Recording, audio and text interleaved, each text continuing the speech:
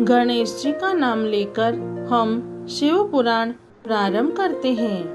हे शंकर भगवान, हे माता पार्वती, हम जो भी शिव पुराण सुन रहे हैं, हमारी सब मनोकामना पूरी करना, हमारी रक्षा करना, हम सब आपकी शरण में हैं। शिव पुराण में श्री रुद्र संहिता के पंचम खंड में 22वां अध्याय प्रारंभ करते हैं। शिव जालंधर युद्ध।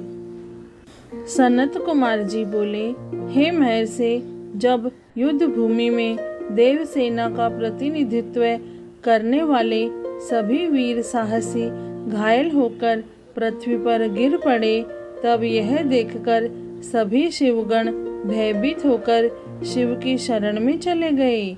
जब भगवान शिव को युद्ध स्थल का सब समाचार मिल गया, तब वे स्वयं दैत्यराज जालंधर को सबक सिखाने के लिए युद्ध स्थल की ओर चल पड़े। अपने आराध्य भगवान शिव को युद्ध का नेतृत्व करते देखकर सभी शिवगण जो पहले डरकर भाग गए थे, पुनः लौट आए। शिवगणों ने पहले जैसे जोश के साथ युद्ध करना प्रारंभ कर दिया।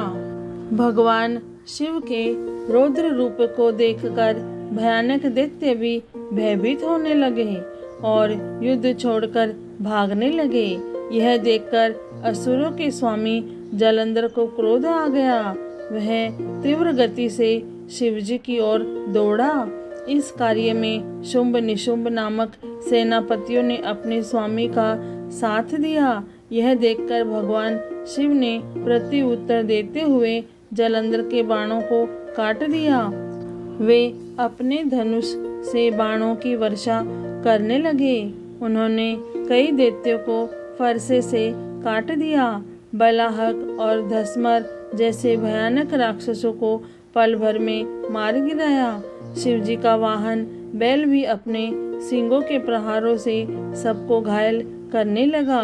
तब यह देखकर जालंधर अपने सैनिकों को समझाने लगा कि वे न डरे और युद्ध करते रहे।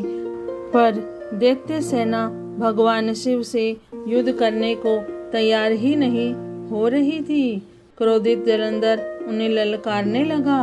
जालंधर ने अनेकों बाणों को एक साथ चलाकर उसमें भगवान शिव को बांधने का प्रयास किया, लेकिन वह सफल न हो सका। भगवान शिव ने उसके सभी बाणों को काट दिया और उसके रथ की ध्वजा को भी नीचे गिरा दिया। असुरराज जालंधर के सभी बाणों को काटने के पश्चात भगवान शिव ने एक बाण मारकर जालंधर को घायल कर दिया और उसके धनुष को काट दिया। यह देखकर जालंधर ने युद्ध करने के लिए गदा उठा ली।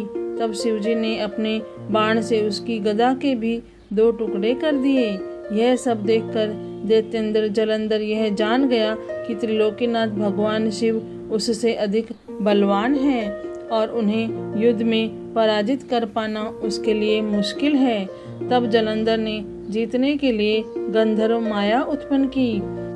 वहाँ उस युद्ध स्थल पर हजारों की संख्या में गंधर्व और अप्सराओं के गण उत्पन्न हो गए और वह नृत्य करने लगे। वहाँ मधुर संगीत बजने लगा।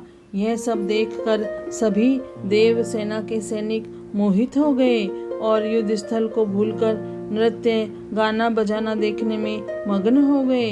इधर देवादिदेव भगवान शिव भी गंधर्व माया से मोहित होकर नृत्य देखने लगे।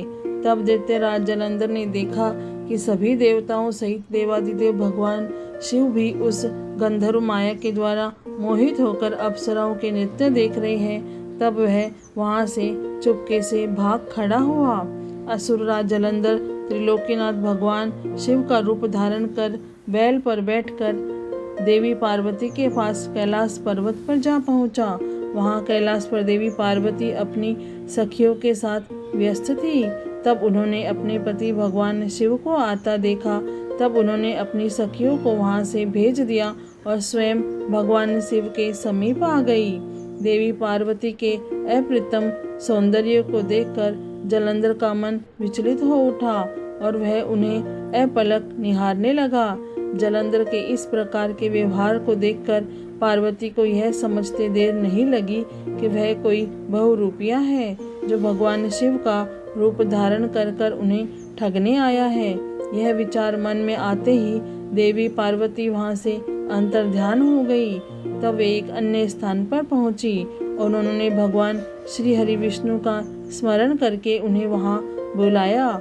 विष्णु जी ने वहां पहुंचकर देवी को नमस्कार किया और उनसे प्रश्न किया कि क्या आप जलंधर के इस कार्य को जानते हैं। देवी पार्वती के इस प्रश्न को सुनकर श्री विष्णु ने हाथ जोड़ लिए और बोले, हे माता, आपकी क्या आज्ञा है, मैं उस दुष्ट को किस प्रकार का दंड दूं। तब देवी ने कहा कि आप जो उचित समझे वह करे। तब श्री विष्णु जलंधर को छलने के लिए उसके नगर की ओर चल दिए। शिव पुराण में श्री रुद्र संहिता के पंचम खंड में 22वां अध्याय पूर्ण हुआ। हे भोलेनाथ, हे शिव शंभु, हे माता पार्वती, आपको कोटि कोटि प्रणाम और कोटि कोटि धन्यवाद। जय भोलेनाथ।